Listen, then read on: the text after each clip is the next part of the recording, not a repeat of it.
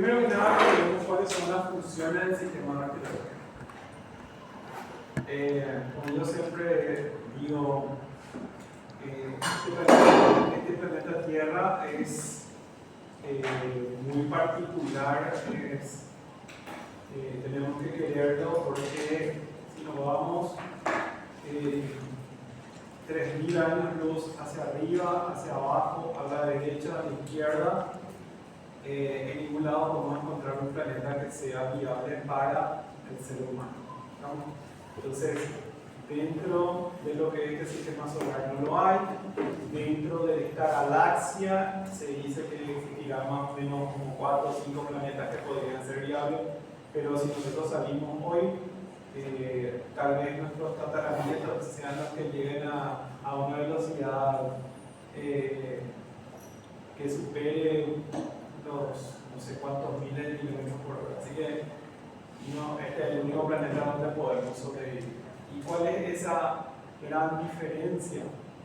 De que a lo largo de millones de años el ser humano se ha ido adaptando, de hecho los seres vivos se han ido adaptando para poder sobrevivir en este mundo.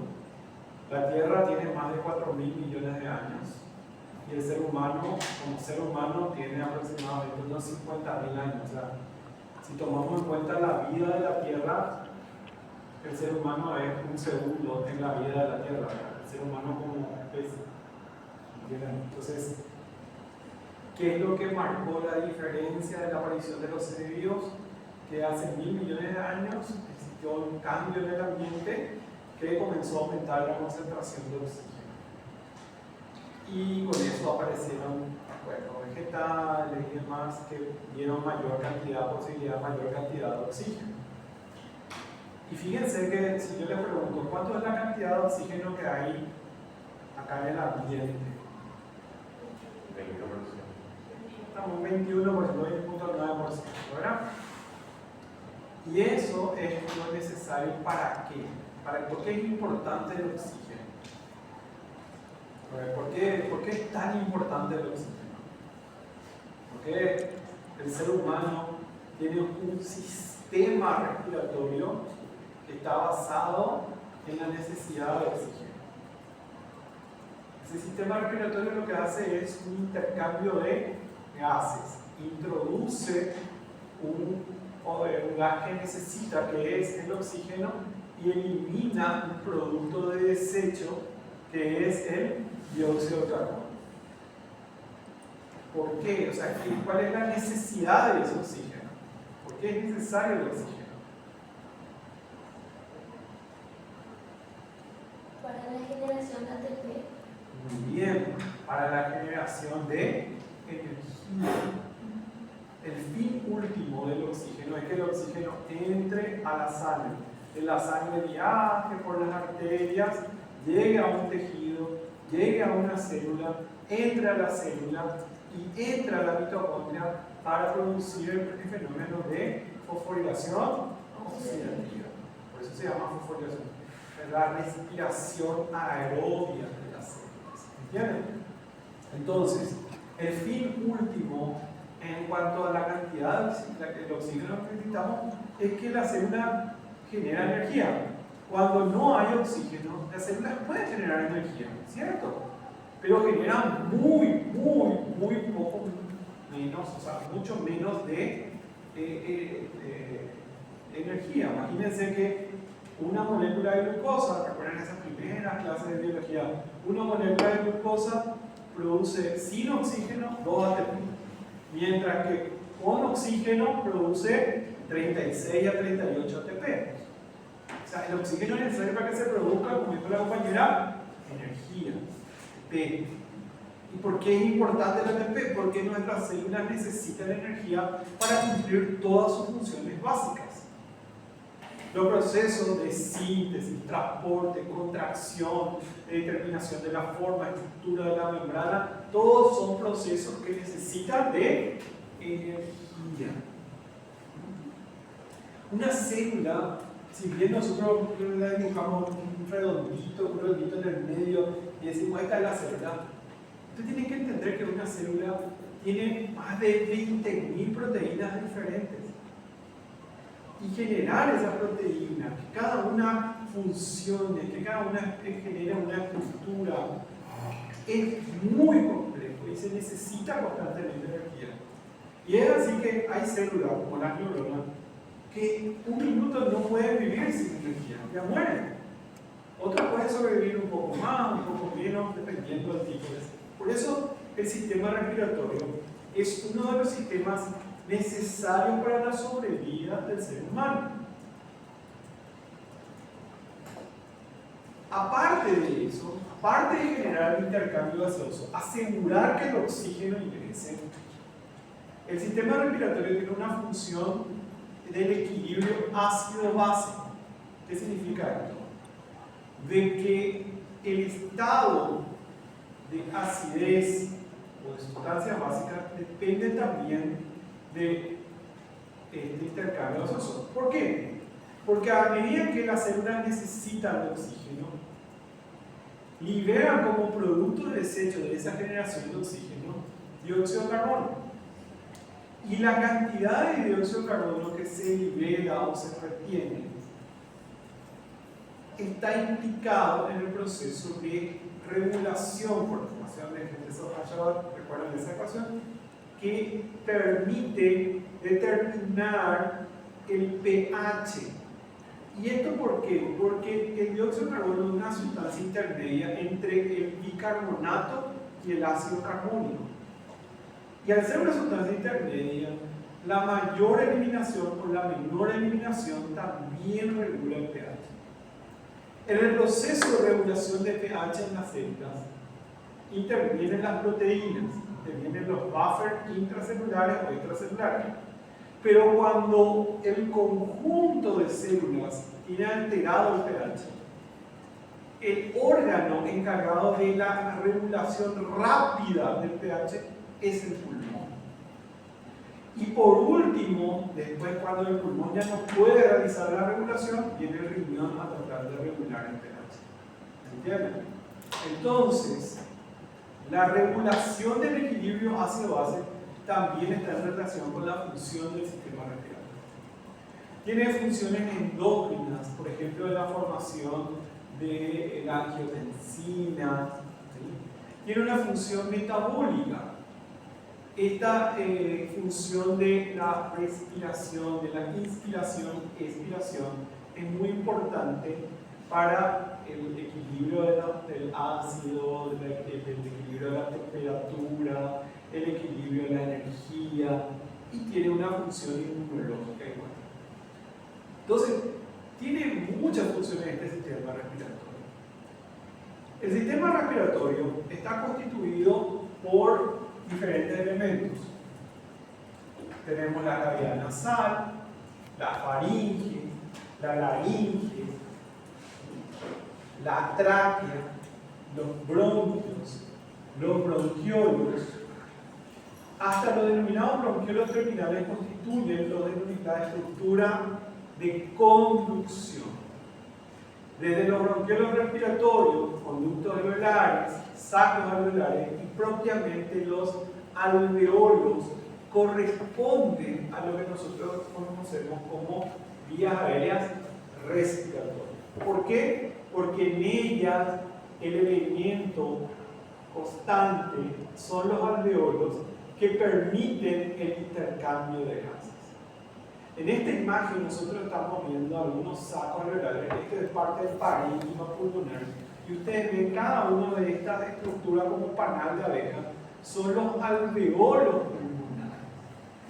Recuerden que esto está recubierto por un epitelio plano simple formado por los neumocitos de tipo 1 y neumocitos de tipo 2.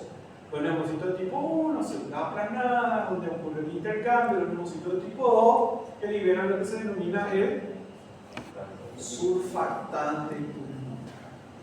Y aparte tenemos otras células como los macrófagos. Y entre estos tabiques de los alveolos es donde están los vasos sanguíneos capilares, que son capilares continuos que permiten el intercambio de gases. Cuando nosotros respiramos, evidentemente El aire que respiramos contiene, aparte del aire propiamente, contiene partículas, donde por ejemplo intervienen los macrófagos para poder fagocitar sustancias que llegan hasta la parte más íntima del parénquima alveolar. En esta imagen vemos los macrófagos, vemos acá las células epiteliales de tipo, o sea, el linfocito de tipo 2, el linfocito de tipo 1, etc. Algo que a veces nos olvidamos de recordar es que entre los alveolos pulmonares existe un estroma pulmonar, es decir, existe un tejido conectivo también. Entonces, esto que nosotros vemos, que son vasos, vemos que existen también fibras de colágeno, fibras elásticas, que le dan un soporte estructural a los alveolos. ¿Qué es un alveolo? ¿Cómo podemos definir así un alveolo? Quiero que me definan ustedes, así con sus palabras, qué sería un alveolo.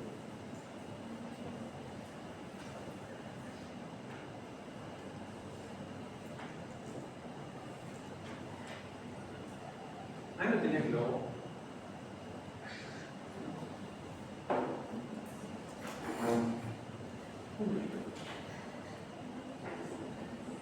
Un alveolo es una unidad de intercambio gaseoso que sufre cambios dinámicos.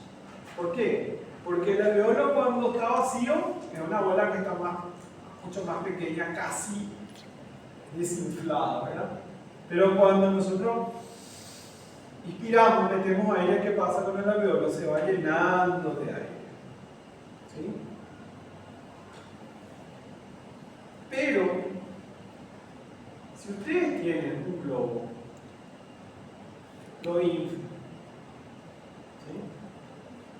Y no ejercen ninguna fuerza, el globo va a permanecer en su mismo estado.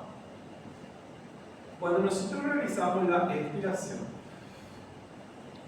ciertamente el diafragma cambia su posición, ¿verdad? Se eleva el diafragma y eso comprime los pulmones. Pero los alveolos también tienen un estroma formado por fibra elástica que permite que pueda retraerse y vaciarse. ¿Y cómo puede resistir un globo que pueda inflarse y retraerse? ¿Qué va a pasar? Con el globo si se infla y se retrae y no tiene un sostén estructural, se va a romper. ¿Entienden? Si yo inflo al alveolo y no tiene la capacidad de retracción, la próxima no se va a retraer y la próxima vez va a seguir creciendo, va a seguir creciendo, va a seguir creciendo. Entonces, el estroma pulmonar formado por fibras de colágeno, fibroblastos, fibras elásticas, asegura que los alveolos pulmonares puedan vaciarse, distenderse, vaciarse, distenderse, vaciarse en una forma dinámica, continua y que no sufra la estructura de uno o de varios alveolos. ¿Está claro? ¿Se entiende entonces esto? Dijimos que existen vías aéreas. Acá tenemos la tráquea, es una vía aérea. Y luego esta se divide en dos bronquios principales, derecho e izquierdo. ¿Sí? No hay señalador de que señalar. Derecho e izquierdo. Y luego, ¿qué pasa con el bronquio principal del lado derecho? A ver, quiero que me ayuden. ¿Cómo se divide? Anatómicamente, mía eso. Se bifurcan dos, seguro. Acá ese término bifurco, se divide, en este caso, del lado derecho se divide en tres: lóbulo superior, medio, inferior. ¿Por qué se llama? Por eso es que hay un lóbulo superior, medio e inferior. En cambio, del lado izquierdo tenemos el lóbulo superior y el inferior nada más, ¿verdad? Entonces, fíjense que que hay una división, después es lo que se denomina bronquios lobares. Y después los bronquios lobares, ¿en qué se dividen? Segmentario, tenemos 10 segmentos del lado derecho, ¿verdad? Del lado izquierdo, 9, era con la cíngula, ¿verdad? La lígula, perdón. Y después se divide otra vez en subsegmentos. Entonces tenemos que las primeras 7 divisiones sucesivas corresponden a las divisiones bronquiales. Esto va a tener mucha importancia cuando nosotros tenemos que hacer los estudios de broncoscopía, por ejemplo. Sabemos hasta qué punto nosotros podemos llegar y hasta qué vamos a denominar anatómicamente como bronquio. Después vienen los bronquiolos. Y ustedes se dan cuenta que los bronquiolos, esto ya no es una división, se divide en dos. Un bronquiolo se puede dividir en 5, y después este se divide en 2, este se divide en 3. O sea, las divisiones ya son sucesivas, y las siguientes, hasta la división 23, las siguientes 14 divisiones corresponden a las divisiones bronquiales. Y por último, ya tenemos a las divisiones que nosotros vamos a denominar como alveolares. ¿Está claro? Este esquema de las vías aéreas es muy importante para entender, por ejemplo, cómo se van distribuyendo y entender la estructura anatómica que va a presentar el parénquima pulmonar. Recordemos que la función del aparato respiratorio es permitir el transporte y el intercambio de gases. Cuando nosotros hablamos del transporte, el aire va pasando por la luz de las vías aéreas, ¿sí? Va pasando por la luz de estas vías aéreas hasta llegar a los alveolos. Pero en ese proceso de tránsito sabemos que existen vías aéreas que tienen un epitelio. Recuerdan que en la tráquea era un epitelio cilíndrico, pseudotratificado, ciliado, con células caliciformes. Era ciliado, o sea, las células tienen cilios. ¿Para qué? Para movilizar el moco. Células caliciformes, y tiene glándulas que tienen moco, que atrapan partículas. Es decir, cuando nosotros decimos que pasa aire, evidentemente, si yo estoy en medio de un bosque, qué sé yo, en Cabo Azul, lejos de todo, cerca de fábricas, etc., el aire es más puro, tiene menos partículas. En cambio, acá al salir, acá a República Argentina, o pasando el 41, con tira humo, entonces hay más partículas, y esas partículas tienen que ser atrapadas por el moco y deben ser eliminadas gracias al aparato ciliar. Esto va a ser muy importante para entender posteriormente algunas patologías. Recordar de que hay cilios, de que hay células caliciformes en la estructura del esquema, de que hay glándulas a nivel de, sobre todo en la tráquea de los bronquios, de la estructura del cartílago en la tráquea de los bronquios y la estructura muscular en los bronquiolos. Muy bien. Recordemos que a nivel de la superficie de los alveolos existe neumocito de tipo 1, superficie, ¿verdad? Célula que permite el intercambio gaseoso. Y neumocito de tipo 2, que es el que libera el surfactante. ¿Para qué es bueno el surfactante? Muy bien. Para que exista una disminución de la, o sea, evitar el colapso de las vías aéreas de los alveolos, evitar que las paredes se peguen y que sea fácil de separar en el proceso de respiración. ¿Está claro? Entonces, el neumocito de tipo 2 libera lo que se denomina el surfactante pulmonar. Muy bien. Ahora recordemos un poco la circulación. A ver, cuando sabemos que el corazón derecho recibe sangre desoxigenada, el corazón derecho recibe sangre desoxigenada, aurícula derecha, ventrículo derecho, el ventrículo derecho se contrae y envía la sangre por medio de la arteria pulmonar. Está pintada de color acá porque es una sangre desoxigenada, ¿sí? Arteria pulmonar, sangre desoxigenada. ¿Qué significa esto de desoxigenada? A ver si me recuerdan un poco.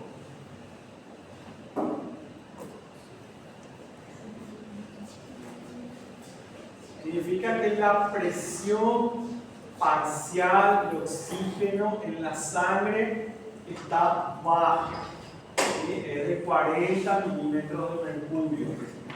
¿Estamos?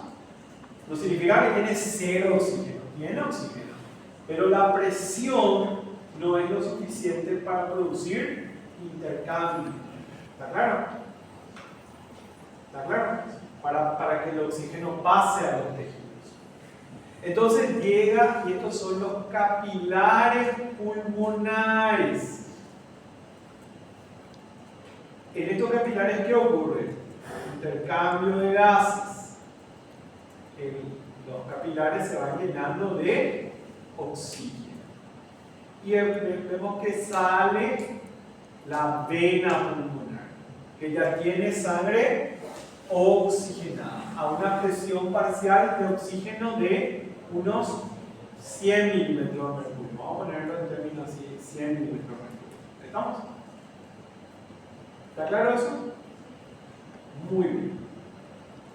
Ahora, recordemos que esta es la arteria pulmonar, capilares pulmonares, vena pulmonar. Pero, así como existe una circulación pulmonar, existe lo que se denomina la circulación bronquial, ya que de las mismas arterias,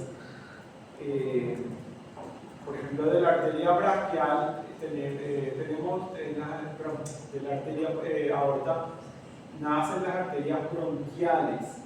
Esta arteria que vemos aquí es la arteria bronquial y ella lleva sangre oxigenada, que tiene una arteria, hace una anastomosis con la arteria pulmonar y entonces provee un poco de sangre oxigenada a la arteria pulmonar.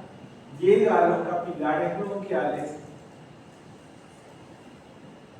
y se mezcla.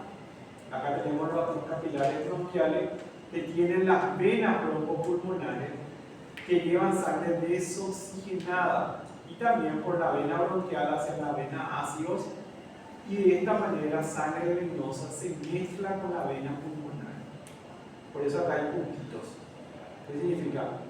Evidentemente esto en volumen es muy poco comparando con el volumen que pasa por la arteria pulmonar o la vena pulmonar, pero permite una desoxigenación. Entonces, si yo tomo cuánto oxígeno tiene la vena pulmonar a la salida mismo de los pulmones, me va a dar 100, 110 milímetros de mercurio.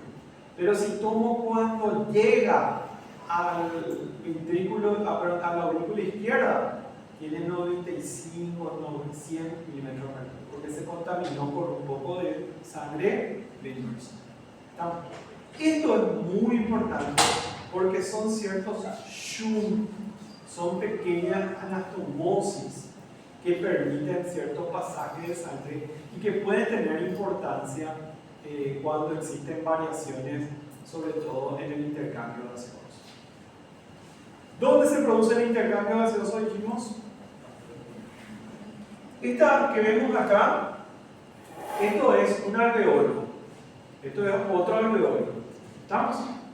Esto que está acá es un capilar pulmonar. ¿Estamos? Estos son glóbulos rojos que están pasando por el capilar. Esto es una célula endotelial y esta es una célula epitelial, es decir, un neumocito de tipo 1.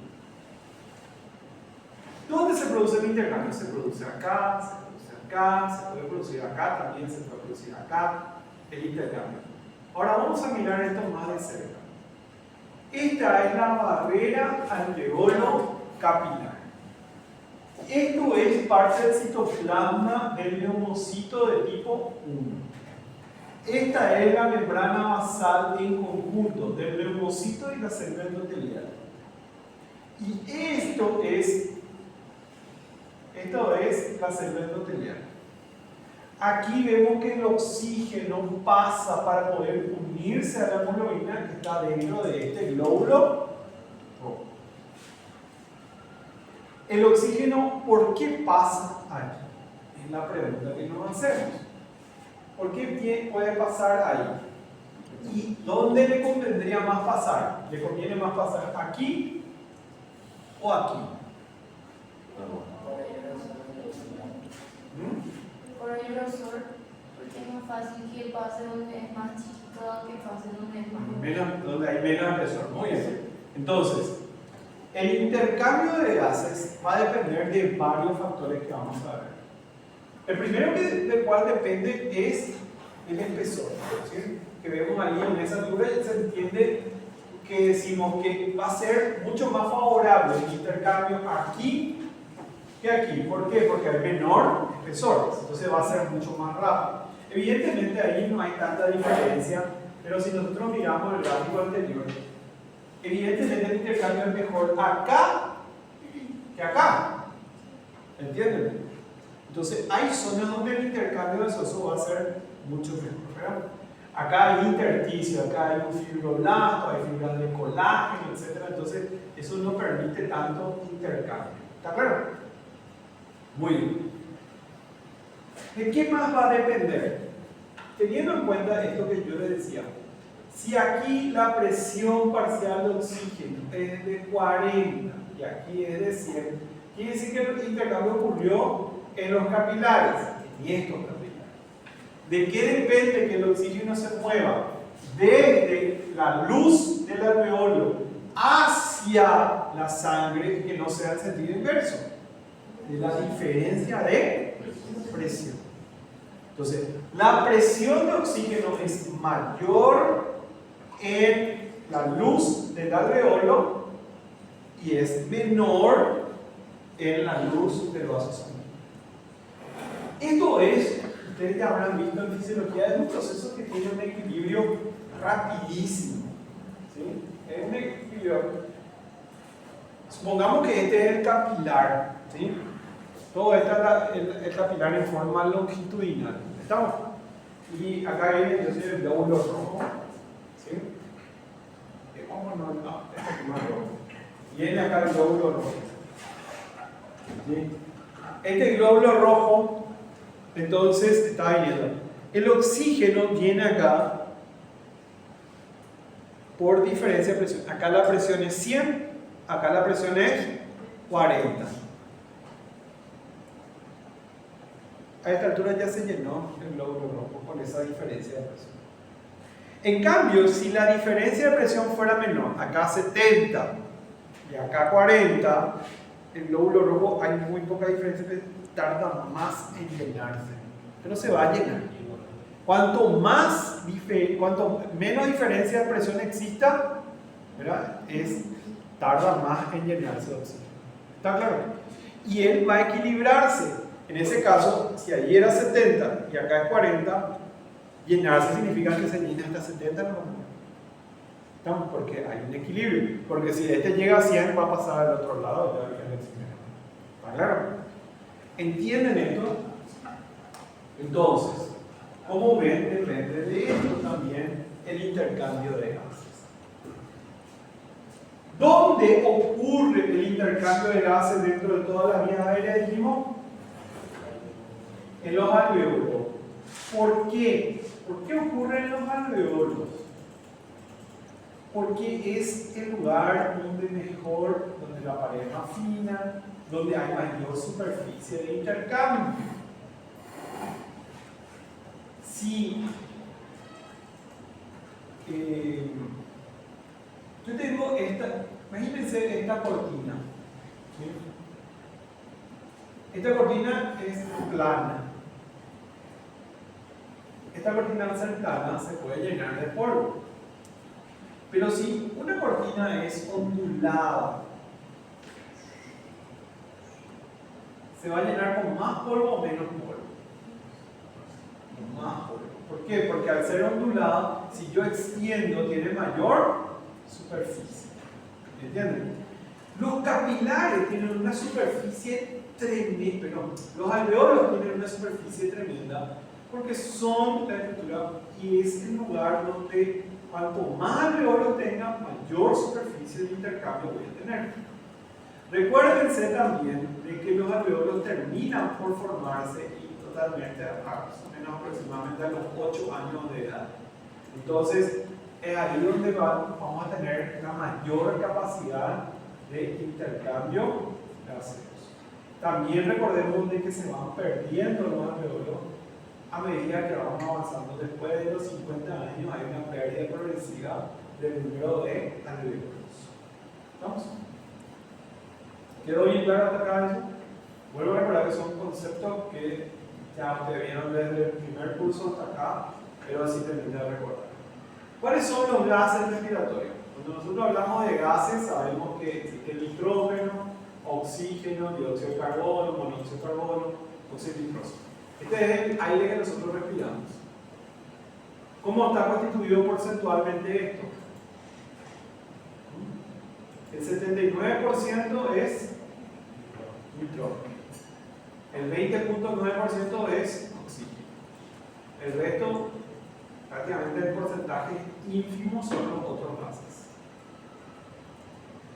Nosotros respiramos nitrógeno, pero no nos sirve. El nitrógeno entra y sale sin que ocurra nada.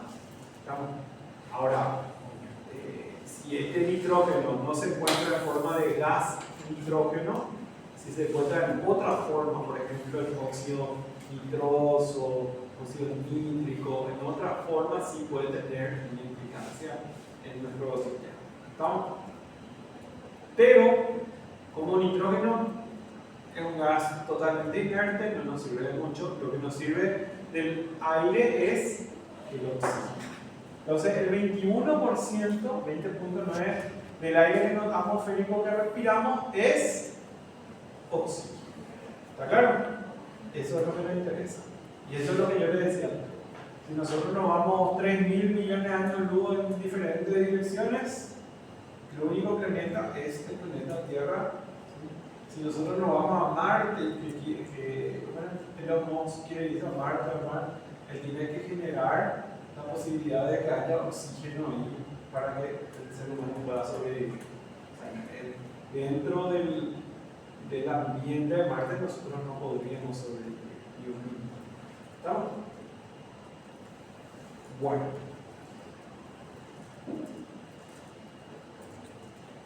Otro concepto es el concepto de la respiración pulmonar, que es lo que ocurre cuando nosotros realizamos el proceso de inhalación o inspiración y el proceso de exhalación o de expiración. Fíjense, en este gráfico nos muestra cómo hay un cambio dinámico durante la inspiración. ¿Qué tenemos durante la inspiración? El tórax se ensancha en sentido anterior-posterior, hay una separación de las costillas y el diafragma baja, por la contracción del diafragma, el diafragma baja, ¿sí? Se va aplanando. Con la expiración, hay una disminución en el sentido antero-posterior del tórax, las costillas se acercan y con esto los músculos intercostales, y sobre todo hay una relajación del diafragma que eleva al diafragma. ¿Estamos? Esto es lo que permite la inspiración y la exhalación, o inspiración y expiración. Y esto tiene que ver con esto que vamos a ver acá. Fíjense que acá nos muestra en la primera imagen la presión atmosférica es de 760 milímetros de mercurio. Un hectopascal, o sea, una presión de 760 milímetros de mercurio. ¿Qué significa ese 760 milímetros de mercurio? ¿Qué es lo que determina que sea 760 milímetros de mercurio? ¿Qué significa? Es la presión de los gases del aire. Es la presión del aire atmosférico, dice. ¿Estamos? Presión de... ¿Y quién determina el aire atmosférico? El nitrógeno, el oxígeno. Entonces, de esos 760 milímetros de mercurio que estamos viendo ahí, estamos diciendo que el 79% de ese 760, quiten ustedes la cuenta ahí, es nitrógeno y que el 21% es oxígeno. ¿Cuánto es el 21% de 760? Antes de que vamos a un cálculo. 21% de 760 por 0.21. ¿Cuánto es?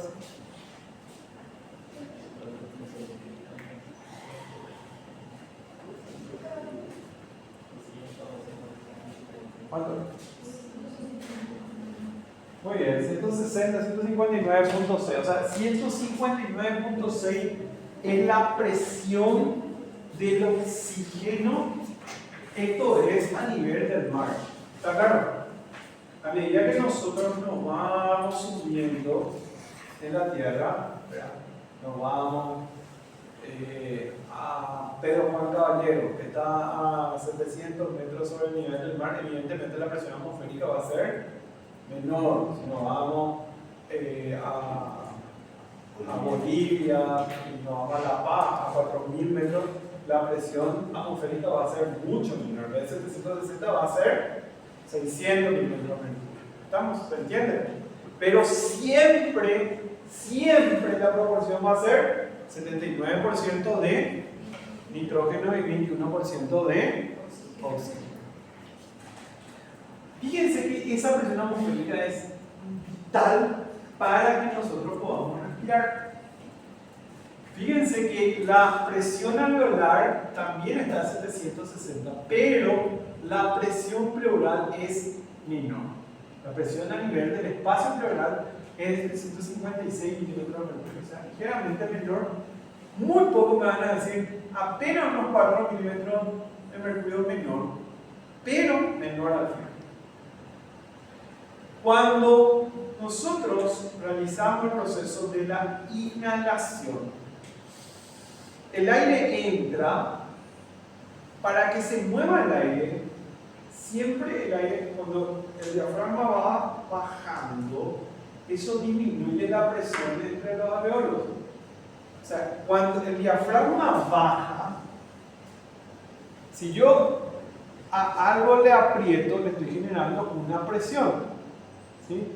Si yo le doy más espacio porque el diafragma baja, le estoy cediendo presión a ese lugar. Y ustedes van viendo que la presión intrapleural baja y la presión alveolar baja para permitir que el aire entre. O sea, cuando yo hago el movimiento inspiratorio, el diafragma baja, la presión pleural baja, la presión alveolar baja, y eso es lo que hace que el aire se mueva de afuera hacia adentro. Claro, porque tiene que llenar esos espacios. Cuando voy a hacer la expiración, el diafragma comprime. Como ahora está lleno de aire, al comprimir el diafragma, aumenta la presión intrapleural, aumenta la presión alveolar y eso hace que el aire se mueva hacia afuera. Entienden que esto es un proceso puramente físico. Esto es biofísica, seguramente ustedes habrán aprendido, de que las diferencias de presiones son las que producen el movimiento del agua, de los gases, ¿estamos? De los líquidos y los gases. Entonces, yo hago el movimiento. Evidentemente nosotros no notamos de ese proceso así, pero no es que primero se mueve el diafragma, luego sino que todos lo hacemos al mismo tiempo, ¿verdad? Pero ese movimiento es lo que permite que el aire entre. Si yo, traten de, cerrando la boca y cerrando la nariz, bajar el diafragma, no se puede. ¿Entienden? No vamos a poder, porque no vamos a poder generar ese movimiento para que se meta el aire con referencia a eso. ¿Se entiende esto? Bueno. recién. A nivel del mar, la presión es de 760 milímetros de mercurio. Si me voy a Santa Fe, Bogotá, donde hay 2.640 metros sobre el nivel del mar, ¿sí? Estamos ya a una altura considerable. Ahí la presión atmosférica es de 560 milímetros de mercurio. O sea, 200 milímetros de mercurio menos de presión atmosférica. Recuerden que a pesar de que existe la proporción de nitrógeno y oxígeno sigue siendo la misma. Entonces, la presión de nitrógeno a nivel del mar es 600 y de oxígeno 160. ¿Estamos? Por ahí era que salía el valor, ¿verdad? Y acá, de 560 va a ser 110 más o menos la presión de oxígeno. ¿Estamos? Entonces, ¿qué pasa? Cuando nosotros nos vamos subiendo, existe una menor oferta de oxígeno, de aire y oxígeno. La proporción es la misma porcentualmente, pero cuando tomamos esto en valor numérico es mucho menos. Fíjense, esta es la presión, entonces, ya habíamos visto. Vamos a ver. Estos son algunos números así medio rápidos nada más, pero para que entiendan. En el aire atmosférico, si estamos a nivel del mar a 760 milímetros de mercurio, el aire, la presión barométrica de oxígeno es de 149 milímetros de mercurio. Pero la presión en los alveolos, neto, el aire llega al alveolo, es de 100 milímetros de mercurio. ¿Por qué? ¿Por qué no es 149 en la pared? Porque cuando el aire pasa a través de las vías aéreas, uno de los fenómenos es que el aire, el oxígeno se asocia al hidrógeno y va formando agua, se va unificando, se va unificando. Entonces, a medida que va pasando por las vías aéreas, la proporción de oxígeno es la que va disminuyendo porque se va siendo sustituida esa proporción de oxígeno por agua.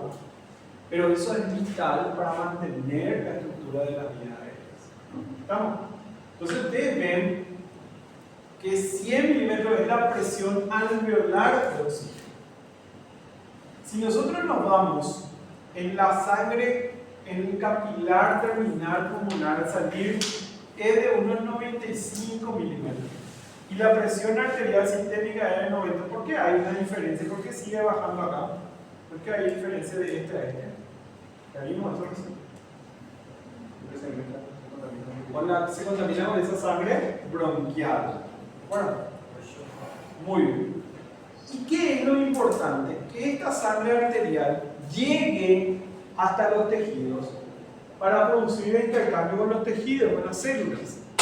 En las células la presión de oxígeno es, al terminar todo el proceso, es de 40, entonces el oxígeno puede pasar de la sangre al tejido. ¿No? Y finalmente llega a la mitocondria, donde es menos de 2 milímetros. En cambio, cuando nosotros nos vamos a 2.640 metros sobre el nivel del mar, la presión atmosférica es de 100.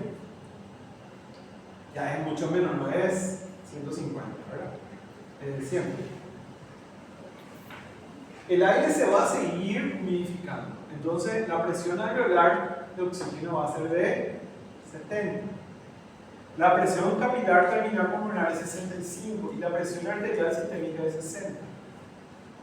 ¿Esto permite la vida? Sí, permite la vida. Si no habría gente que vive en La Paz, en Bogotá, en Quito o inclusive allá en el Himalaya, ¿verdad? La presión atmosférica, siempre que exista una cierta oferta, va a permitir esa sobrevivencia. Ahora, Si yo me voy hoy a La Paz o a Bogotá, voy a sufrir mucho. ¿Por qué? Porque mis células están acostumbradas a un volumen de oxígeno, a una cantidad de oxígeno para poder funcionar a tierra. Las personas que viven en La Paz, Bogotá, Quito, ya se fueron acomodando su organismo, aumentan el número de glóbulos rojos, tienen una capacidad de intercambio mucho mayor, entonces tienen ciertas capacidades que fueron aquí, ciertas modificaciones en el sentido para meter mayor volumen de aire. Por eso van a ver que el biotipo de una persona que vive en altura es diferente al biotipo de una persona que vive en el llano. ¿Sí? La persona van a ver que es de más baja estatura, el tórax más ancho, ¿verdad? Cambia el biotipo. ¿Está claro? Entonces, esto también tenemos que recordar. Y ese cambio de biotipo se da por una adaptación para poder sobrevivir a nivel del mar. Entonces, recordemos. Acá, ustedes fíjense, acá ocurre el intercambio de gases. ¿Sí? Ahí ocurre el intercambio de gases. ¿Por qué ocurre el intercambio de gases? Estamos hablando en una situación a 760 milímetros de mercurio a nivel del mar, ¿verdad? Presión atmosférica, acá llega a 159 de oxígeno, presión de CO2, 0,3. Este es el aire atmosférico. El aire llega al alveolo a una presión de oxígeno de 105. La presión de CO2 es de 40 dentro del alveolo. Hay intercambio de gases. Y esto permite que la sangre arterial oxigenada vaya a una presión de oxígeno de 100 y una presión de dióxido de carbono de 40. Esto permite el intercambio con los tejidos. Fíjense, la presión de oxígeno de 40 y el CO2 de 45. Para que ocurra el intercambio. El oxígeno entra, el dióxido de carbono sale. La sangre venosa contiene presión de oxígeno a 40 y la presión de CO2 a 45. Llega acá el CO2, sale por esa diferencia de presión, porque en el alveolo es de 40 milímetros de mercurio. Fíjense que el otro elemento que también sustituye al oxígeno en los alveolos no es solamente el agua, también es el dióxido de carbono. No sé por qué tuve ahí un pequeño lapsus.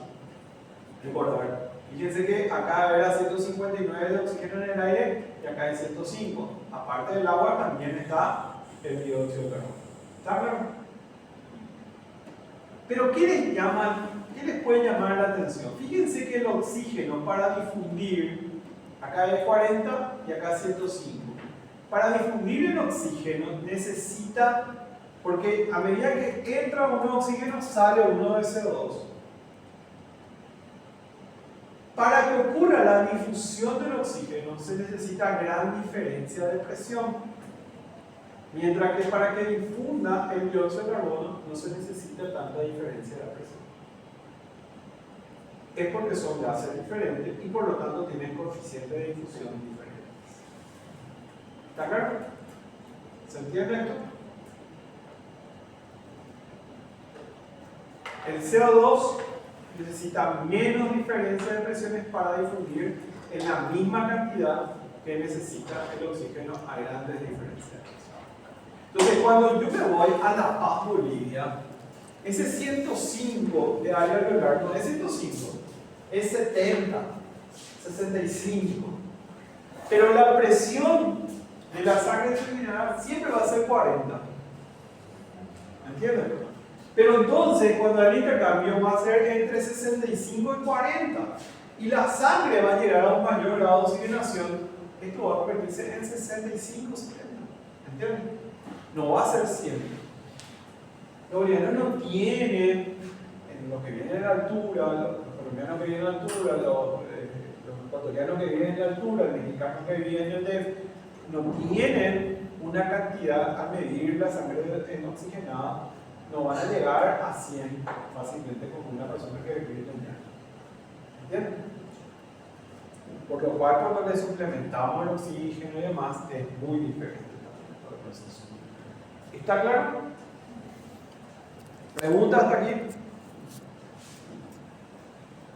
Fíjense lo que va a ocurrir y necesita mucho mayor cantidad de contracciones y demás para poder realizar ese proceso de intercambio. Simplemente a modo de recordar esto, el dióxido de carbono es un gas también que tenemos que recordar que interviene en la regulación del estado ácido-base.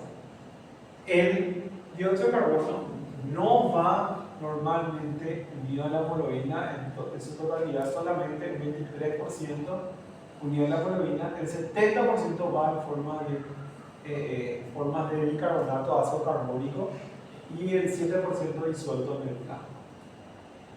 Tenemos que entender, a diferencia del oxígeno, que el 98.5% va asociado a la hemoglobina. La mayor parte del oxígeno va asociado a la hemoglobina. Es por esto que cuando existe una disminución de la oferta de oxígeno, ¿cuál es la respuesta natural del organismo? Producir mayor cantidad de glóbulos rojos, mayor cantidad de hemoglobina. Por eso una persona que vive en La Paz va a tener un valor de hemoglobina diferente al que vive en el llano. ¿Sí?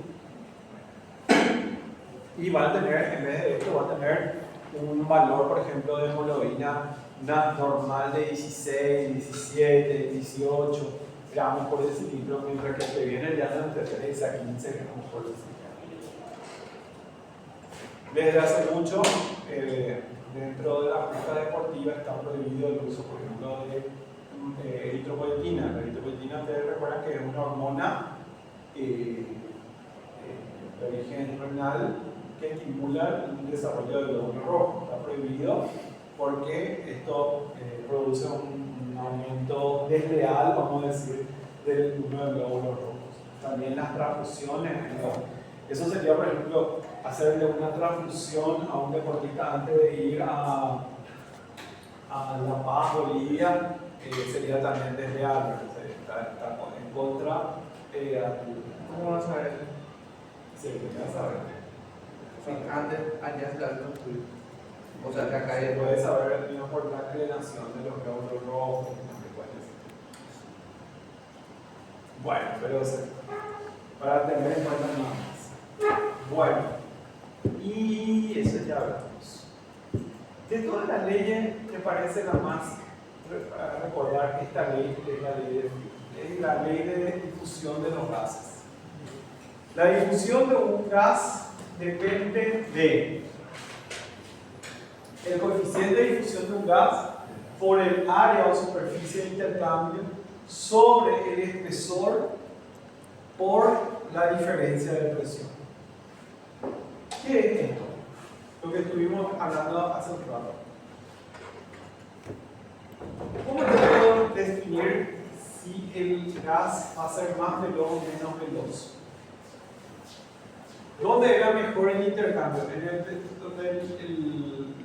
En la zona del intercambio gaseoso era más fina o más gruesa.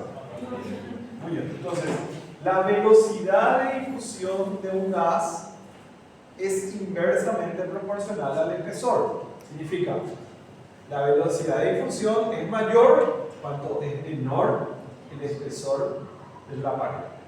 ¿Estamos? La velocidad de difusión de un gas es mayor cuanto mayor sea el área de intercambio. ¿Sí? La velocidad de difusión va a ser mayor en los alveolos que en un bronquiolo. ¿Por qué? Porque tiene mayor superficie de intercambio. Y cuando yo tenga más alveolos, voy a tener mayor velocidad de difusión de los gases. ¿Estamos? Depende del coeficiente de difusión. En este caso, cuanto mayor sea el coeficiente de difusión, ustedes vieron que el dióxido de carbono necesita menos, o sea, tiene un coeficiente de difusión más alto, o sea, es más difundible que el oxígeno. Y por lo tanto va a necesitar menor diferencia de presión. Por eso su velocidad es mayor del dióxido de carbono con menos diferencia. ¿Estamos? Entonces, para tener en cuenta esta ley bastante certera en cuanto a hablar y relacionar la anatomía y la fisiología. ¿Estamos? Está relacionado al área y el espesor del intercambio. Bueno, ahora vamos a hablar de los volúmenes y capacidades pulmonares. ¿Cuánto es el volumen? Si yo realizo en cada respiración, ¿cuánto aire yo meto y saco? Naturalmente. Entonces, eso se llama volumen corriente o volumen tidal. ¿Sí? El volumen corriente o volumen tidal es el volumen, entonces, natural en una respiración como 500 ml. Por lo tanto, en un minuto, ¿cuánto sería esto? Unos 6.000 ml, porque más o menos 12 respiraciones por minuto, ¿verdad? En términos medios, puede ser 10, puede ser 12, puede ser 14, hasta 18 respiraciones por minuto, ¿verdad? Entonces, este es el volumen tidal o volumen recorriente. Es el volumen de inspiración de los cuerpos. Luego vamos a hablar de ciertos conceptos como el volumen de reserva expiratoria, y la capacidad respiratoria. Volumen residual, la capacidad vital y capacidad pulmonar. El volumen de todos los alveolos es de 3.000 ml aproximadamente. Imagínense, ¿qué significa esto? Si nosotros metemos 500 ml y sacamos 500 ml en cada respiración, quiere decir que no utilizamos solamente la sexta parte de todos los alveolos para poder airear, y con eso ya es suficiente para oxigenar la sangre. ¿Está claro? Necesitamos hacer una respiración en comunidad, porque esto ¿qué significa? Que existen muchas áreas de los alveolos que ni siquiera están aireadas. Entonces, cuando yo meto el aire, por ejemplo, se airea muy bien la parte superior, pero no la parte inferior de los pulmones. ¿Estamos? Es para tener en cuenta.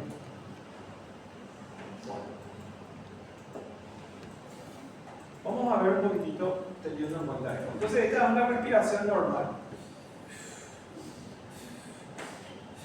Meto y saco 500 ml. Esto se llama volumen corriente. ¿Estamos? Llegué, respiré normalmente. Y ahora yo hago una expiración forzada.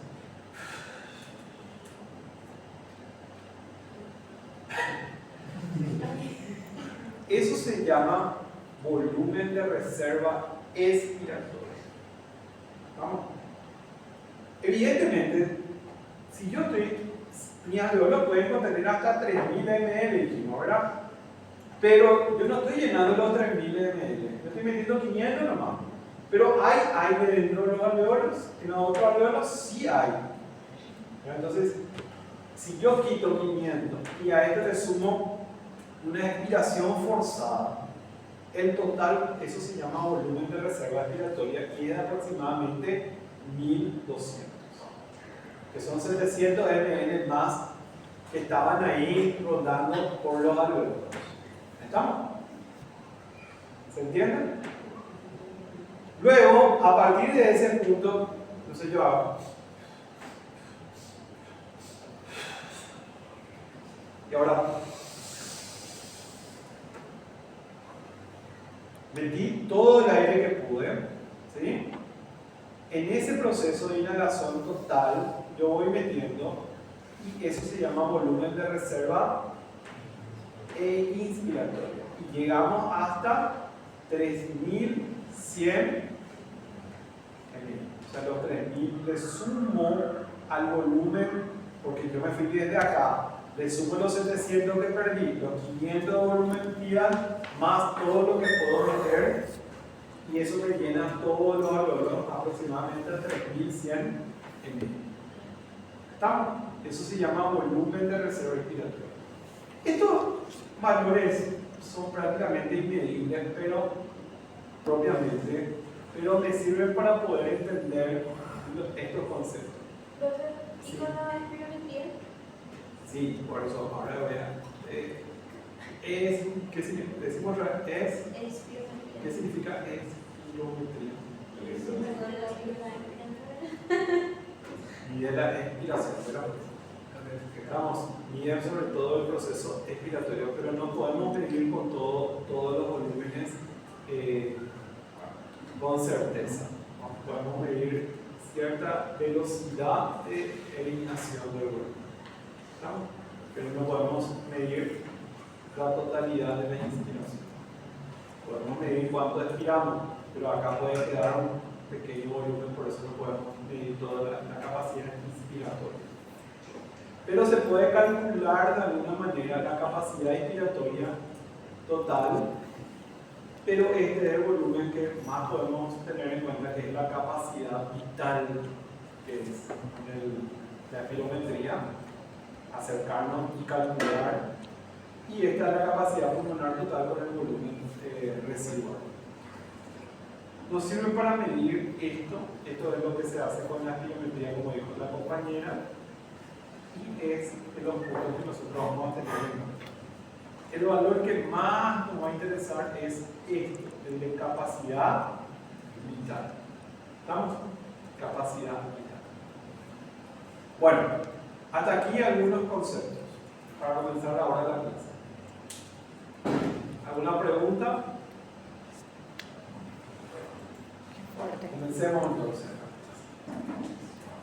Vamos a hablar sobre EPOC, enfermedad pulmonar obstructiva crónica. Enfermedad pulmonar obstructiva crónica, EPOC.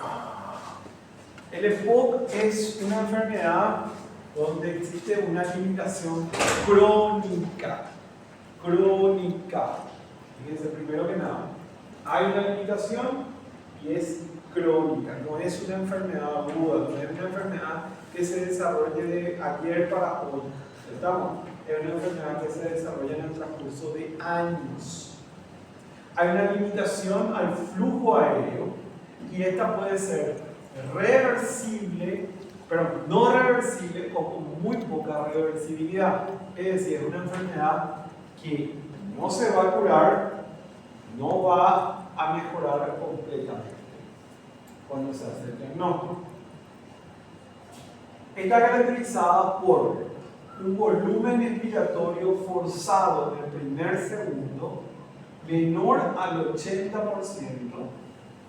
¿Sí? Es decir, si yo calculo que tiene que expirar 1000 en el primer segundo de la expiración, en ese primer segundo tenía que haber expirado 1000.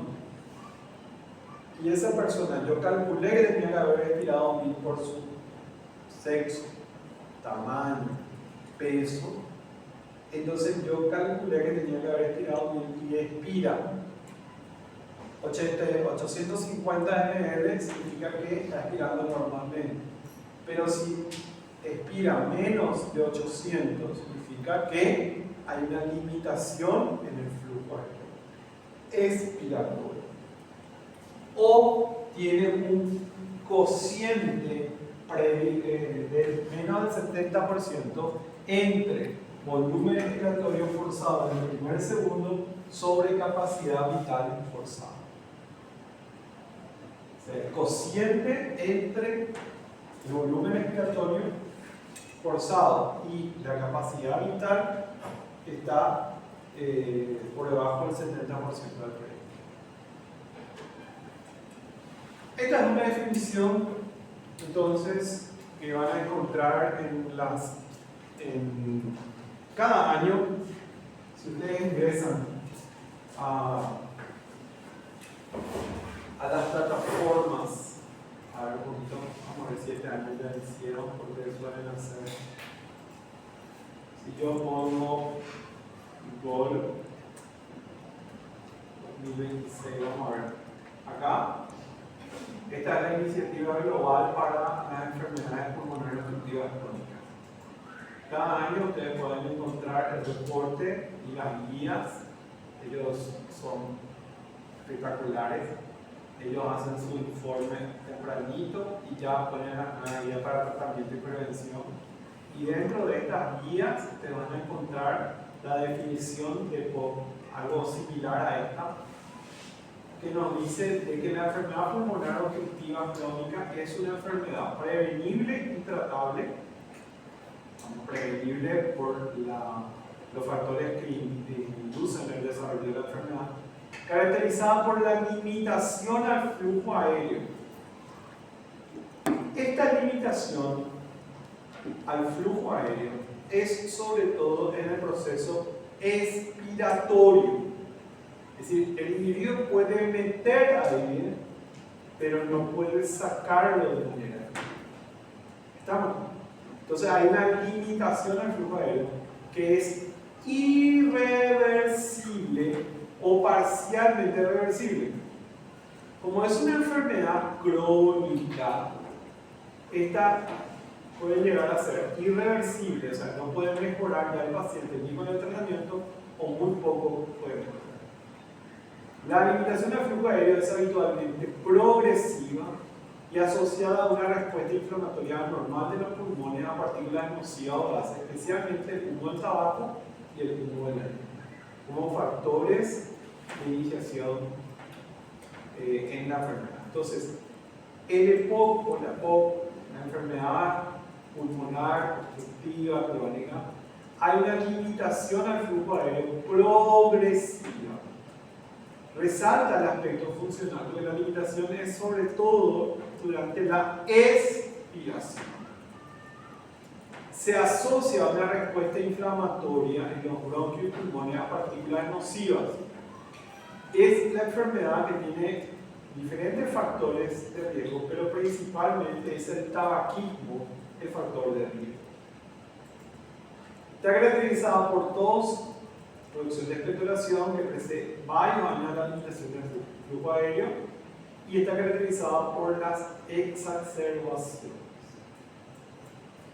La EPOC hoy en día es la cuarta causa principal de muerte en Estados Unidos. Durante el gobierno del presidente Horacio Cartes, era el ministro, el senador actual Antonio Barrios.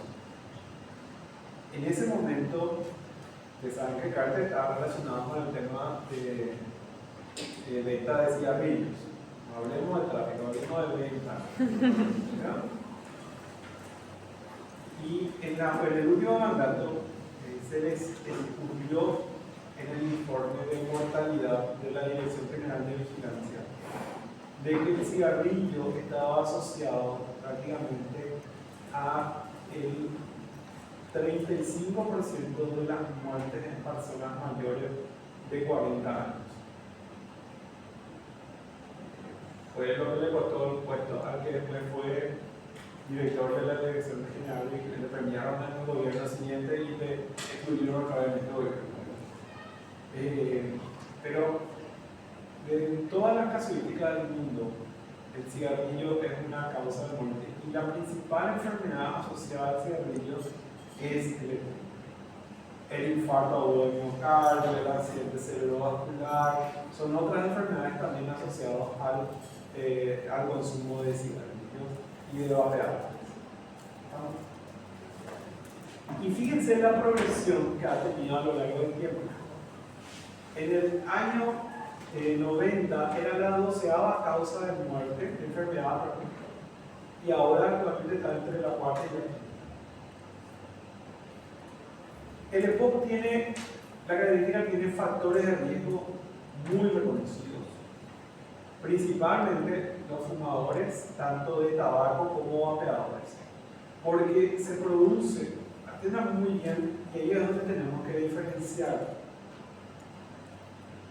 El cigarrillo es la principal causa de cáncer pulmonar, cáncer de boca, cáncer laríngeo, cáncer de vejiga. ¿Estamos? Es la principal causa de EPOC. Y en el EPOC se produce por el humo. el humo en sí, sin tener en cuenta los elementos que producen el cáncer. El humo en sí. Si yo me voy y yo soy cocinero y uso leña y trabajo en un lugar donde se usa leña todos los días, también puede tener susceptibilidad para el EPOC. Y el vapeador utiliza como núcleo básico de su estructura el humo, ¿verdad? Entonces, si bien podemos eliminar la nicotina para que no produzca irritaciones, etc., el humo es el que produce la respuesta inflamatoria. Entonces, los factores de riesgo, el ser fumador, la polución ambiental, el humo de la leña. Yo tengo muchísimas pacientes, mujeres con EPOC, que son señoras que en el interior trabajaban, o sea, diariamente con leña para cocinar. Entonces, es una susceptibilidad. Y hoy estamos viendo pacientes con EPOC.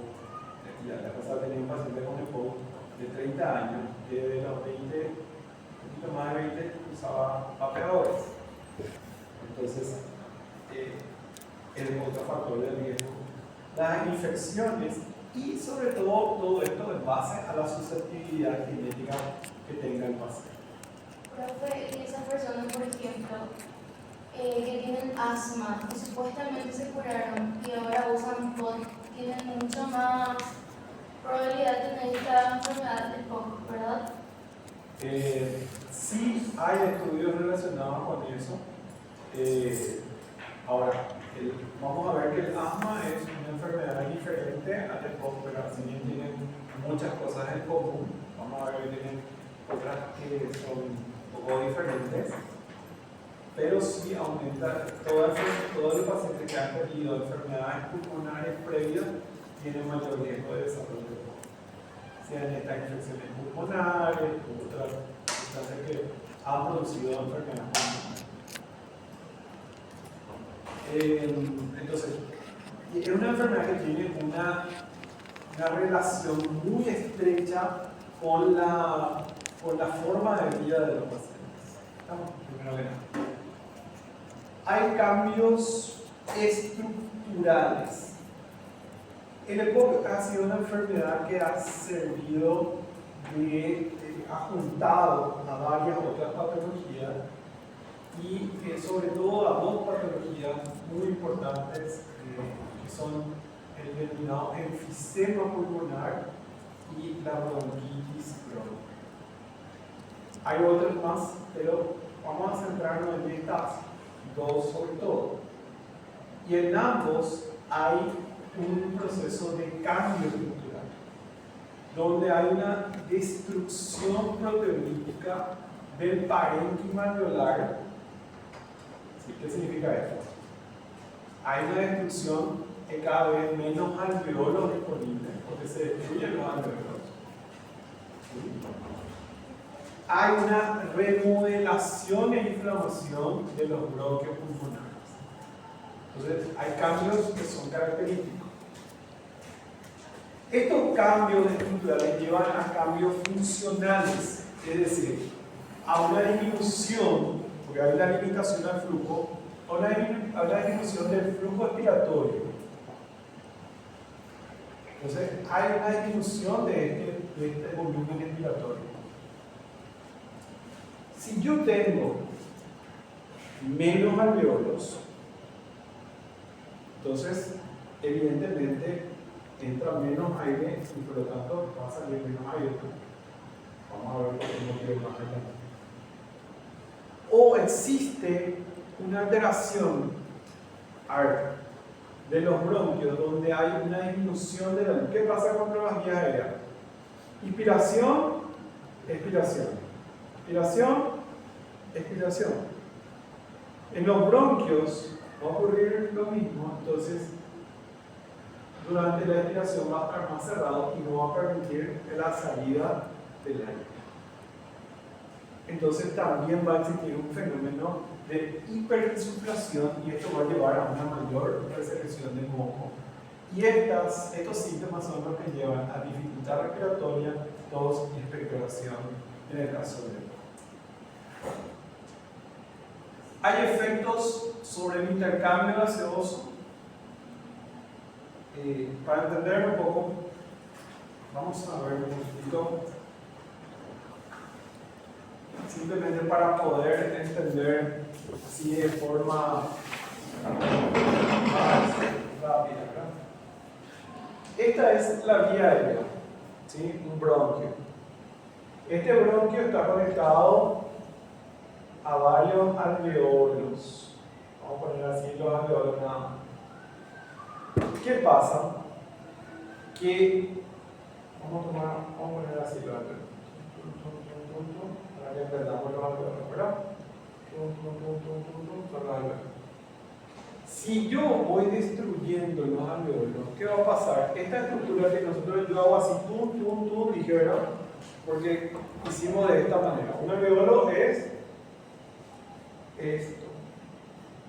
¿Por qué es importante que el alveolo tenga esa conformación? Exacto. Porque de esa manera puede permitir un mayor intercambio de gases. Si hay una destrucción proteolítica, se pierden estos tabiques y ¿qué va a pasar? Esto se va a convertir en una pelota. Y va a haber, acá hay más áreas de intercambio que en esta pelota, ¿verdad? Entonces, ¿recuerdan la ley de Fibre? Entonces, al tener menos área, va a haber menos difusión de gas. Va a haber menos área, menos difusión. Si yo tengo esto, ¿qué va a pasar con el tiempo? Va a haber una alteración, vamos a ver, en la posibilidad del intercambio de gases. ¿Por qué? Porque hay menos área disponible. ¿Está claro? Muy bien. Por lo tanto, si yo tengo menos oxigenación, ¿qué va a pasar funcionalmente con el resto de mi cuerpo? Voy a tratar de compensar esto. Y para poder compensar esa falta de oxígeno, voy a tratar de hacer mecanismos donde mi inspiración y la expiración cambien su dinámica. Hay un cambio en la mecánica respiratoria.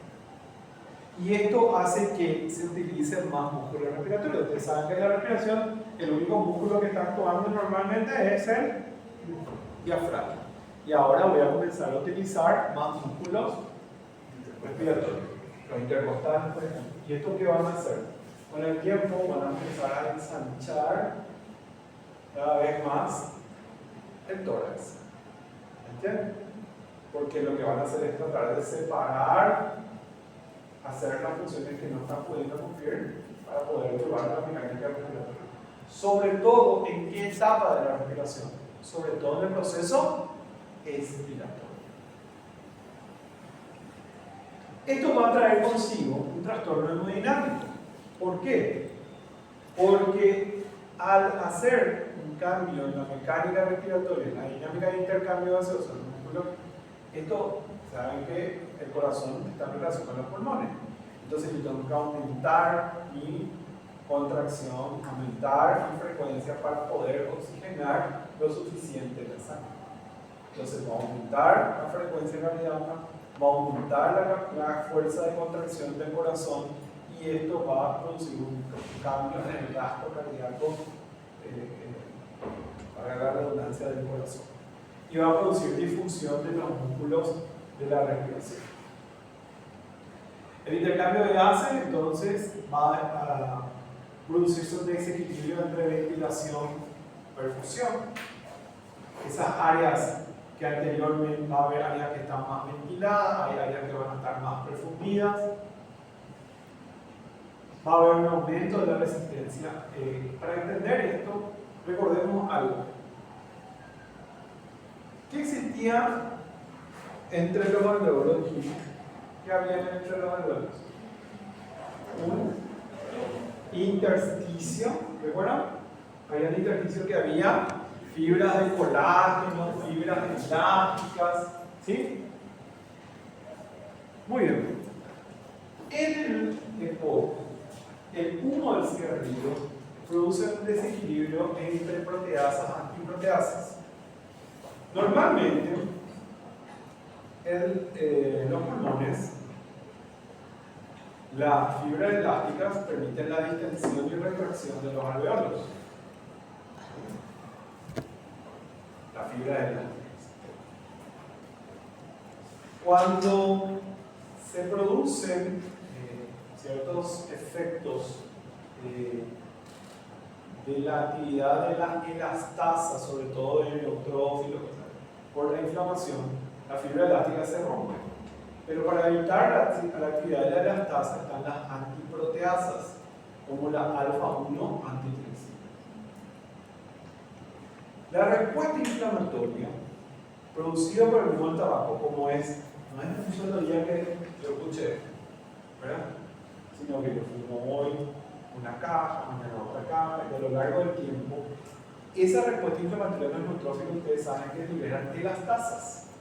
Y las elastasas degradan fibras elásticas y disminuyen la actividad de la alfa-1 antitripsina. Entonces, hay menos elastasas, menos fibra elástica y menos posibilidad de atacar la elastasa. Entonces, ¿qué va a pasar con las alveolos? Se van a ir inflando, inflando, inflando, inflando y no hay retracción, hasta que después de un tiempo se rompen los alveolos. Y esto trae un trastorno que va a llevar a la hiperinsuflación dinámica y al atrapamiento de aire. Entonces se pierden los alveolos, como dijimos, y atrapan el aire, porque el aire no puede salir, porque para salir, ¿qué necesitaba? Que las fibras elásticas en ese proceso de retracción. Entonces los alveolos comienzan a retener. Entonces ustedes pueden ver que la inspiración puede ser similar, pero el proceso expiratorio es en donde existe el problema. Hay menos expiración en el EPOC y por lo tanto hay un atrapamiento. ¿Por qué? Porque hay una disminución de la confianza, de la capacidad de retracción dinámica. ¿Estamos? Bueno, vamos a pasar. Entonces, es una enfermedad que hay en ascenso, es una enfermedad que mayormente hay en ascenso. Entonces, ustedes ven acá que el humo del cigarrillo, ¿sí?, tiene agentes nocivos, irritantes, contaminantes, tiene factores diferentes que pueden producir fenómenos de respuesta inflamatoria. El cigarrillo puede producir varias enfermedades, pero nosotros vamos a centrarnos en el EPOC. Siempre va a haber una susceptibilidad genética. En el EPOC hay una respuesta donde intervienen sobre todo macrófagos, linfocitos TCD8, neutrófilos, se libera factor de necrosis tumoral alfa, interferón gamma, interleuquina 2. ¿Qué significa esa respuesta? Es una respuesta celular, es una respuesta agresiva de la respuesta inmune. Esa respuesta inmune agresiva, se recuerdan que nosotros la habíamos denominado como respuesta TH1, mientras que la respuesta humoral era la respuesta TH2, donde intervenían los linfocitos B, anticuerpos, etc. ¿verdad? Entonces, el cigarrillo produce una respuesta inflamatoria que lleva a una respuesta TH1 celular, que lleva al desarrollo de bronquitis o enfisema o ambos, donde si hay mayor destrucción de los alveolos con estado de hiperinsuflación, predomina el enfisema. Cuando afecta sobre todo a los bronquios, a mayor secreción, a mayor aumento del espesor de la pared de los bronquios, hablamos de bronquitis. Pero vamos a ver que son enfermedades interalveolares. Entonces, en la EPOC hay un estado de hiperreactividad, tiene mucho que ver con el grado de desarrollo pulmonar. Si un niño comienza a vapear, fumar a los 10, 12 años, la posibilidad de desarrollo del EPOC es mayor. Porque recuerden que yo les dije hace rato, a los 8 años recién se tiene la totalidad de los alveolos pulmonares. Y ahí comienza su capacidad pulmonar a tener una capacidad total. Pero está todavía en ese proceso de desarrollo. Entonces, tiene mucho que ver. No, el grado de desarrollo de EPOC, por ejemplo, en personas que vivieron en la ciudad con respecto a las que vivieron en el campo, es totalmente diferente. La exposición a diferentes factores. En la guía POL, esta es del año 2024, nos marca, fíjense esa guía que yo les mostré hace rato, determinante genético. Hay personas que tienen un déficit de alfa-1 antitrypsina. Y son aquellas personas, esas personas son las que tienen mayor posibilidad de desarrollo de EPOC. Yo sé si tengo o no sé si es muy difícil, ¿sabes? Por lo menos actualmente. Hay otras variantes que pueden tener efectos también. Efectos que se dan temprano en la vida, incluyendo la prematurez, bajo peso, el desarrollo de infecciones respiratorias muy temprano. Se ha visto que hay mayor posibilidad de desarrollo de EPOC en aquellas personas que han tenido bronquiolitis entre los 1 o 2 años. Factores más importantes, la exposición al humo del tabaco, incluyendo por vía uterina o por vía pasiva. El fumador pasivo también puede desarrollar EPOC.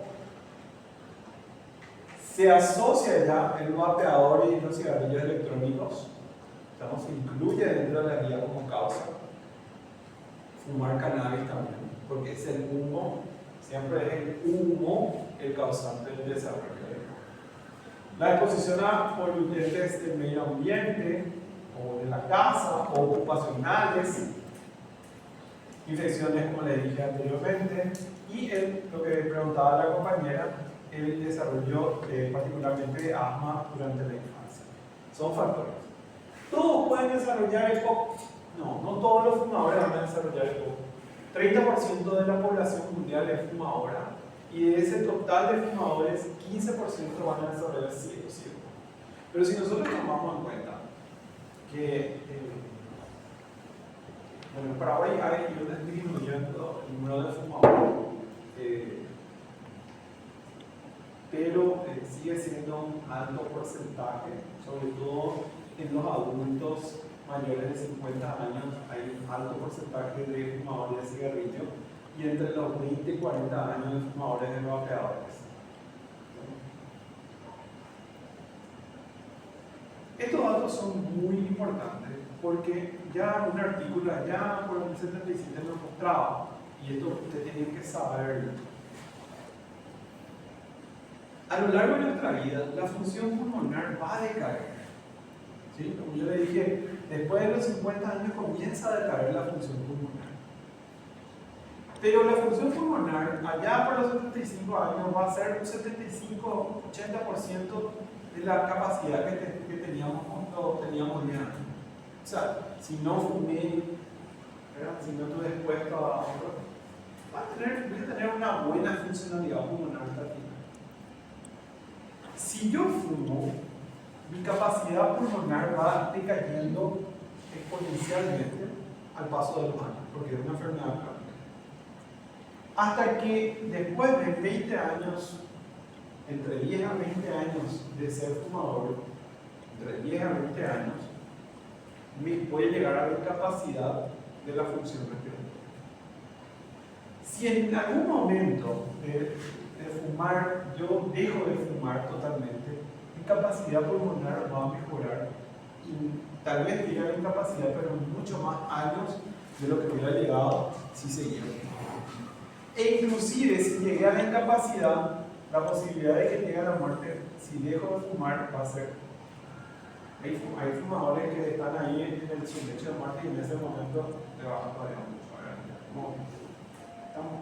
Entonces, para tener en cuenta que siempre dejar de fumar va a ser mejor.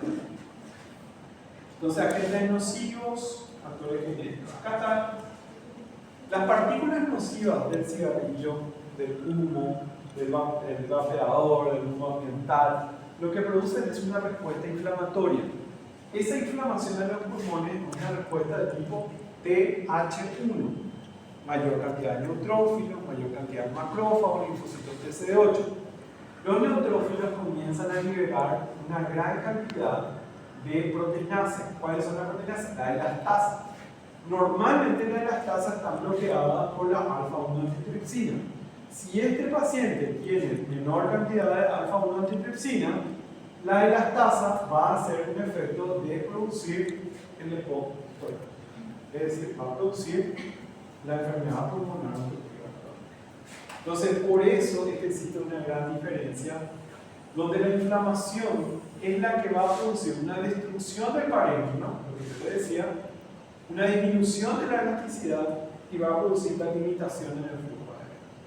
Recuerden que en el asma es una enfermedad pulmonar obstructiva con limitación del flujo aéreo, igualito, pero la respuesta es TH2, y lo cual marca que el asma sea reversible. Y la respuesta TH1 y la inflamación que se produce en el EPOC hace que sea irreversible. ¿Qué es lo que se va a producir? Se va a producir una fibrosis y estrechamiento de la vía aérea, una pérdida de la elasticidad debido a la destrucción alveolar y destrucción del soporte de la vía aérea. Entonces, ustedes lo que van a ver es lo siguiente. Esta es una vía aérea íntegra, ¿sí? En esta vía aérea hay una capacidad de distensión, retracción, ¿no? En la vía aérea, por ejemplo, en el EPOC, va a haber una disminución de la elasticidad, va a haber aumento de las secreciones, aumento del espesor de la pared, con lo cual se va a producir una limitación al flujo aéreo, sobre todo durante la expiración. ¿Cómo va a producir todo estos efectos? Por la respuesta inflamatoria. Se hace el diagnóstico por la espirometría. Vamos a hablar de la espirometría. ¿Qué dijimos? Que el volumen expiratorio forzado va a estar menos del 80% y el cociente FET1 sobre capacidad vital forzada va a estar menos del 70%. Y ahí vemos los diferentes grados hasta la severidad. Acá tenemos en la guía nueva, 2024, esto no cambió en el 2026, enfermedad leve, moderada, severa y muy severa, donde si el paciente tiene un coeficiente menor a 0.7, hace el diagnóstico de EPOC y ahí en base al FET1 nosotros hacemos el diagnóstico de severidad. ¿Estamos?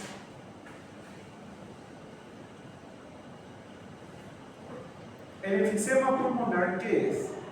El enfisema pulmonar es donde se produce preferentemente, estos son los alveolos que dijimos, ¿verdad? Entonces se destruye el parénquima alveolar, hay menor área de intercambio, menor capacidad de retracción. Entonces, ¿qué pasa? Esto se va a ir hiperinsuflando hasta romper estos alveolos, generando lo que se denomina bullas enfisematosas. Son las denominadas bullas enfisematosas. Una burbujita. Esto que nosotros vemos es un pulmón normal. Y esto es un pulmón con enfisema pulmonar. Estas cavidades enormes que vemos acá es porque se rompieron cientos de alveolos y esto es lo que se denomina bulla. Después esto se rompe con esto y forman grandes cavidades que se denominan bullas enfisematosas. El paciente con enfisema pulmonar también se le denomina soplador rosado. Es un paciente con dificultad respiratoria, tiene muy poca tos y expectoración, tiene un tórax ensanchado, un tonel y presenta una expiración prolongada. El paciente normalmente tiene mucha dificultad respiratoria porque recuerden que el problema está durante el proceso expiratorio. Ellos retienen. Al retener ese aire, ¿cuál es el problema con la retención de ese aire? El problema es que ese aire está viciado con CO2 y no deja entrar al nuevo aire con oxígeno. ¿Entienden? Porque recuerden que el aire ocupa ese espacio. Entonces, cuanto más se retiene aire, Va a retenerse más CO2 y va a retenerse, no va a poder incorporar aire. ¿Está? Lo que vemos en este paciente es que el tórax, eso es un tórax, una radiografía de tórax normal, ¿sí?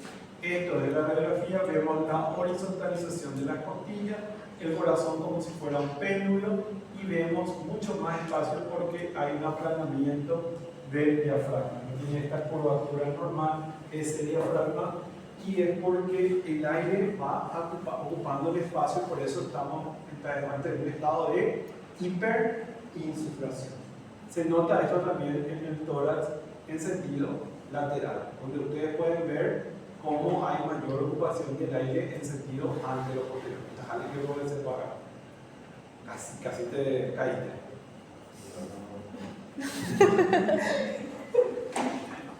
En la tomografía se puede observar que existe una variación donde podemos ver la pérdida de la estructura prácticamente pulmonar con las denominadas fluidas. La bronquitis crónica es un estado donde hay una tos productiva de más de 3 meses de duración por más de 2 años consecutivos. Bronquitis implica que hay una afectación fundamental de los bronquios. Produce tos, es la cuarta causa de tos, sobre todo tenemos que pensar en personas mayores y fumadoras como causa. Hay un aumento del espesor en la pared del bronquio. Este es el índice de Roy, nos marca cómo está estructurado el bronquio. Ustedes ven ahí el epitelio, tejido conectivo, glándula, cartílago. Lo que vemos acá, esto es un bronquio normal, y acá lo que vemos es que aumentó, hay una hipertrofia del músculo liso, aumento de las glándulas. Esto hace que aumenta las secreciones, aumenta el espesor. Entonces, ¿qué va a pasar? ¿Cuál es el concepto de una corneta? ¿Por qué hace ruido una corneta? Porque hacemos pasar el aire a través, primero, de una zona ancha y después una zona estrecha, ¿verdad? Entonces, el aire tiene que volver a través del bronquio y el bronquio se cierra. Entonces, el aire pasa a presión por un lugar. Y eso determina que se genera un ruido especial que nosotros conocemos como sibilancia, como un chillido del pecho. Ese ruido característico lo vamos a conocer mucho más en el asma, pero también se puede producir en los pacientes que tienen una predominancia en el EPOC de bronquitis crónica. Los pacientes se denominan tosedores azules, donde el paciente se caracteriza por una tos crónica productiva y el paciente tose hasta que se va poniendo de color azulado, se pone cianótico al toser, sobre todo en las manos, en la cara, porque el paciente está hipoxémico, hipercápnico, hiperglucémico. Entonces nosotros tenemos en el EPOC, esto es un alveolo normal, el bronquio, perdón, acá, el alveolo normal y el bronquio. Acá tenemos la bronquitis crónica, hay una obstrucción a la salida. Los alveolos pueden estar normales, pero no pueden pasar, el aire no puede pasar efectivamente durante la expiración. Y en el enfisema pulmonar se ha perdido la arquitectura de los alveolos, por lo cual retienen el aire dentro de los alveolos. Son enfermedades que están en solapamiento intenso. Este diagrama de Venn nos muestra que nosotros podemos tener bronquitis crónica, enfisema, puede haber una interrelación entre ambos. Acá podemos agregar otras como la bronquiectasia u otras enfermedades también que están dentro del EPOC. Y el asma tiene la variable de que es totalmente reversible, pero sintomáticamente es muy parecido. ¿Estamos? ¿Preguntas?